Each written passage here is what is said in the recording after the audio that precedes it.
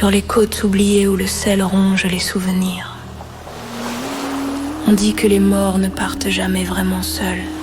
Il existe des hommes, les augures, capables de cueillir les derniers souffles avant qu'ils ne se perdent dans l'écume. Ce jour-là, sur le rivage désolé, le destin de Madeleine et de son frère Pierre allait croiser, celui d'un parle-vogue. Le cri d'une mouette au loin, plongeant dans les sillons azurés à la recherche d'un poisson imprudent, accompagna au loin le grincement des roues boisées d'une charrette s'approchant. Le bruit du ressac régulier, le fracas des vagues sur la roche granitée chantonnant couvrait les quelques pas de bottes dans le sable sec. Un parle-vogue, muni d'une charrette, passant par là, vit les deux corps inanimés au sol méfiant. Il s'approcha tout de même. Il vit Madeleine bouger légèrement. Elle semblait vraiment mal en point. Sa respiration était de plus en plus lente. Descendant de sa charrette, le froissement de sa tauge résonnant, il tendit l'oreille. Le murmure du souffle court de Madeleine comme l'inspiration d'un dernier espoir de vie l'interpella. Il lui toucha le front et regarda à l'intérieur de la bouche s'il voyait une quelconque blessure qui expliquerait le sang séché sur ses lèvres. Il s'approcha du corps de Pierre, il était encore chaud. Aussitôt un tintement de cloche cristallin, long, avec beaucoup d'échos rebondit sur les rochers. L'augure, dans un acte cérémonial, prit sa cloche des morts et la fit tinter pour en appeler l'âme de Pierre. Je te salue, Pierre, je te promets. Je prendrai soin de ta sœur. Tu peux monter l'esprit tranquille. À demi consciente, ne comprenait pas pourquoi cet homme parlait à voix haute sans même lui adresser un regard.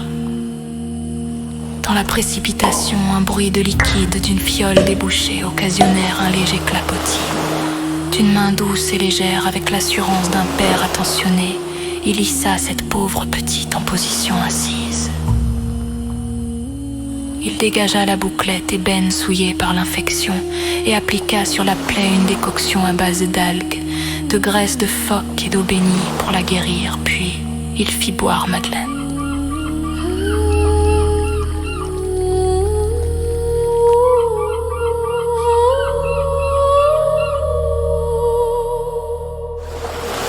Quand elle ouvrit les yeux pour le remercier, quelle ne fut la surprise du parle-vogue quand il aperçut les yeux de couleurs différentes de la pauvre enfant.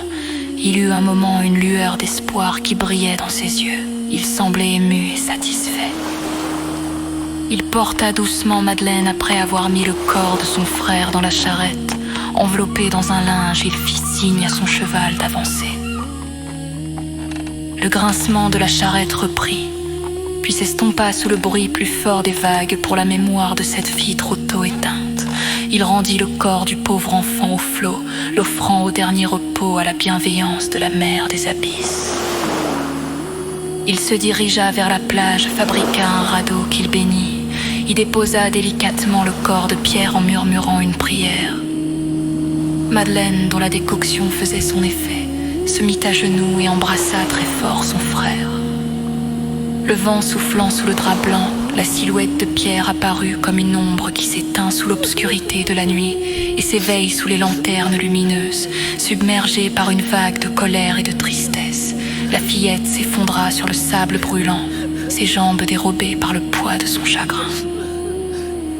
Je te le jure, Pierre, une fois ta mort vengée, je viendrai te retrouver.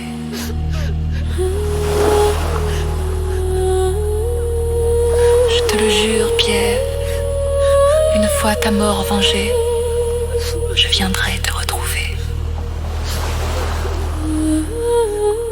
Les larmes inondèrent le sable chaud quand elle aida l'augure à pousser le radeau.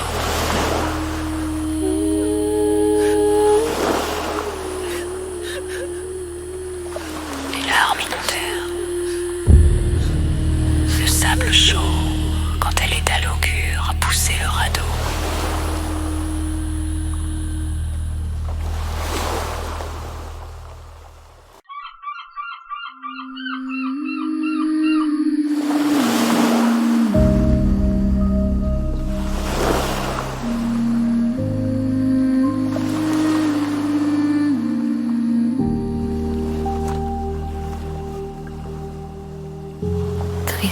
anéantie. Elle suivit l'augure sans rechigner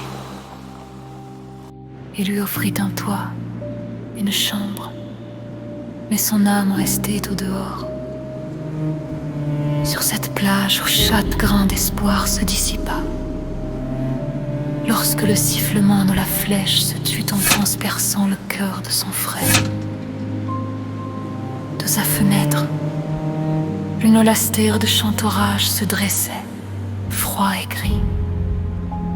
Elle refusa de manger, refusait la vie, se laissant glisser vers l'oubli. 2 hivers passèrent ainsi, dans le silence des tempêtes, des neiges et du deuil.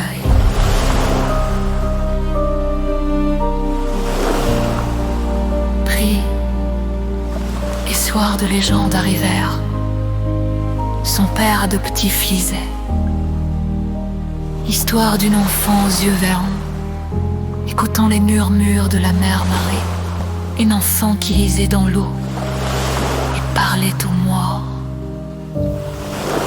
Dis, père, pourrais-tu m'initier à la magie aquatique? Le permettre de communier avec l'eau? Ce rituel existe-t-il vraiment? Oui, ma douce enfant, je le ferai, mais le chemin sera semé d'embûches. Tu seras archiviste à Chantorage, mais garde le silence sur ton frère. Ce lieu est rempli de loyalistes. Loyaliste, percutant et blessant, ce mot sombre ricocha dans sa mémoire comme le craquement d'un navire s'aidant, sous le houle des chemises se fracassant sur les rochers, comme les cris sous les lanternes vacillantes, éteignant tout espoir de retrouver le chemin de la vie.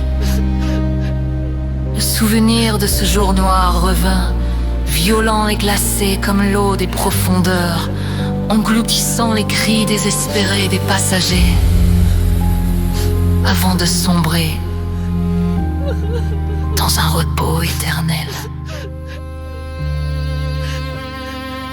Madeleine s'écroula sur son lit, offrant en silence sa dernière larme. Depuis ce jour, sa promesse tenue, notre navigatrice versait des larmes sèches. Dans son cœur, une partie se brisa à jamais, laissant place à une vengeance ancrée et profonde.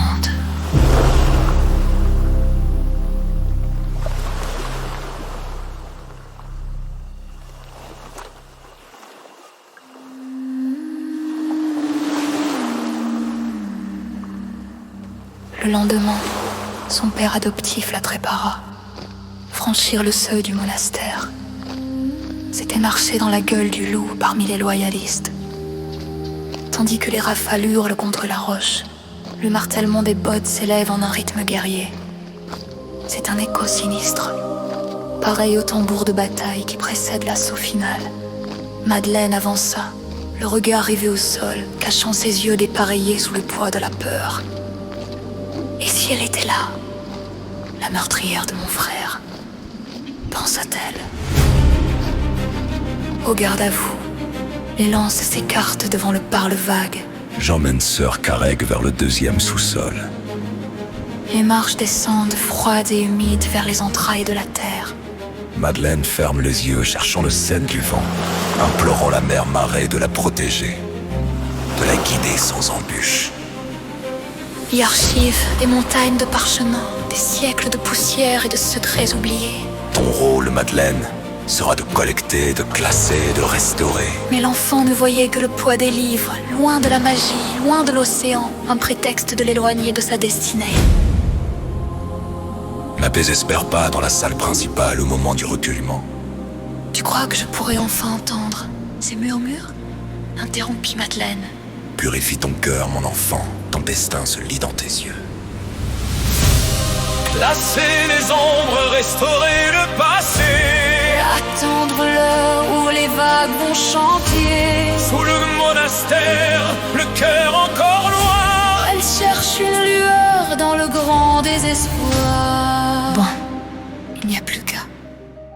Madeleine resta seule parmi les recueils, ressassant le passé, regrettant ce jour où elle poussa son premier cri avant la prière.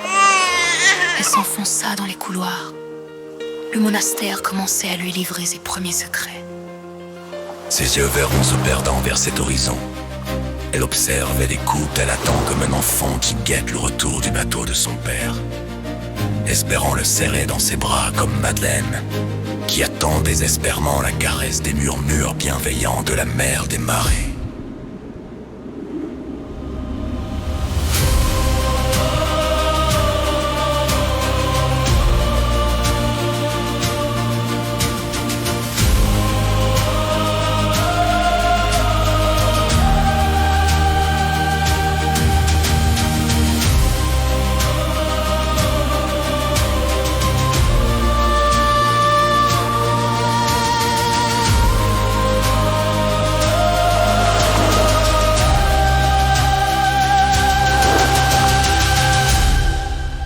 Le lendemain,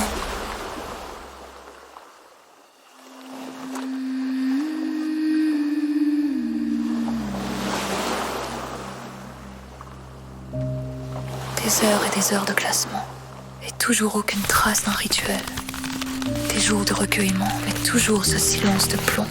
Toujours aucun murmure, Madeleine se résignait, cherchant à refermer sa blessure, s'efforçant d'oublier les traits meurtriers de la rousse dont chaque indice de son passage restait vain. La fin de jour arrive, le soleil rouge orangé se couchant, se reflétant dans son regard vairon, effaçant la détermination au profit d'une incertitude. À l'heure où les ombres s'étirent, la terre elle-même semble pousser un long soupir, transformant la lumière mourante en un dernier hommage aux racines de son sang. Madeleine s'installe en tailleur face à l'immensité étendue azurée, la brise salée caressant son visage meurtri. Les constellations se reflètent dans le miroir de l'eau, dont chaque étoile représente un être cher, lui avait dit Pierre 2 jours avant son extermination. Elle ferme les yeux, cherchant le vide, cherchant la paix et des réponses. Soudain, le flou se déchire, des images jaillissent. Sa main remonte vers sa cicatrice, un mouvement involontaire. Passé, présent et futur s'entrechoquent dans sa chair. Elle revoit cette main, cette pierre s'abattant sur son front et ce jonc de cuivre. Bracelet que son père offrit à sa mère. Les brides du passé défilent, insupportable éclair, un tourbillon de douleur, une tempête de lumière. Elle veut fuir, elle veut ouvrir les yeux, s'arracher au tourment, mais l'eau lui répond enfin, dans un souffle de vent. Non, Madeleine, regarde-les jusqu'au bout. Ouvre ton cœur à la vérité et guéris-toi enfin. Le pincement au cœur et larmes qui inondent le visage. Le jour sombre revient intact sans aucun nuage. Elle se souvient de tout, la blessure s'ouvre pour mieux se vider. La vérité est une lame que l'on ne peut plus éviter. La mère a voulu me tuer. Pourquoi? Elle se souvenait maintenant de ce jour sombre. La douleur n'était plus énombre. C'était un brasier qui consumait la moindre parcelle de son cœur lésé. Souffrir pour mieux guérir. Ma Madeleine des vents salés. Des voix se taisent, Madeleine reste seule face aux étoiles. Le silence n'est plus un vide, il est une promesse. Souffrir pour mieux guérir. Ma Madeleine des vents salés.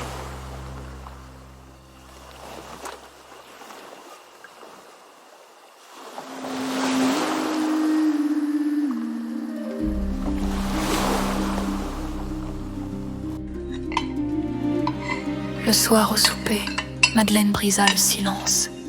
La mère des marées lui avait parlé. La vérité aussi dévastatrice qu'elle a été laissa place au murmure guidant l'étincelle de l'espoir envahissant le cœur de Madeleine. Elle t'a parlé? Tu en es sûr? Oh oui, père, j'en suis sûre. Elle a murmuré mon surnom d'enfance. Un sourire de fierté vint enfin chasser les ombres sur le visage du vieil homme. Tandis qu'il terminait son repas, le deuil s'effaçait devant la promesse d'un renouveau. Pourtant, si le visage du parle vague rayonnait d'un calme retrouvé, ses yeux trahissaient une sourde inquiétude. Il voyait, tapis dans l'âme de sa fille adoptive, cette aura de vengeance qui commençait à consumer son esprit d'une rage dévorante. Alors tu es prête. Demain, tu passeras les 3 épreuves du grimoire, ma Madeleine des vents salés, dit-il confiant.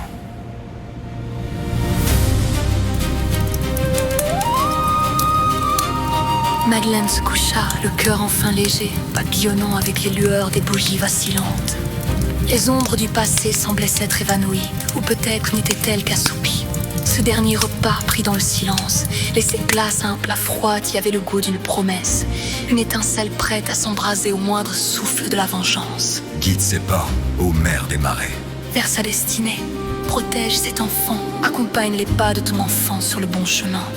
Dis, il sous la lune en priant la mère des marais. Le lendemain, ils quittèrent les sentiers battus. Devant eux, nichée dans la montagne, une porte massive de bois sombre. Une ancre de foudre argent, brisée en deux, mais d'une symétrie irréprochable, brillait sous la lueur de la lune, transperçant les pics culminants des montagnes avoisinantes. Père, ce n'est pas le monastère de Chantorage. Où sommes-nous? Une succursale secrète. Mon enfant naît de l'ombre, loin des regards. Combinons le pacte du sillage des tempêtes, agrémenté de quelques textes sacrés du monastère de Chantorage. Ici, nous gardons le meilleur des textes divins. Tu passeras les épreuves, et la mère marée choisira ton chemin pour t'orienter vers l'une des 3 sections des augures. Le culte, l'ordre et la présage.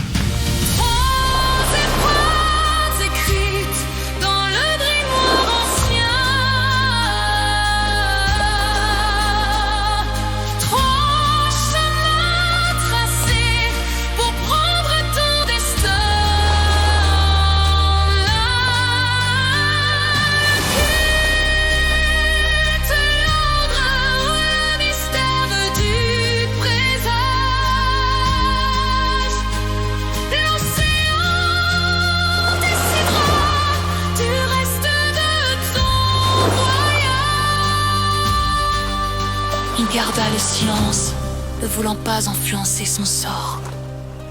Les gardes s'écartèrent, le destin de Madeleine l'attendait derrière le bois et l'argent.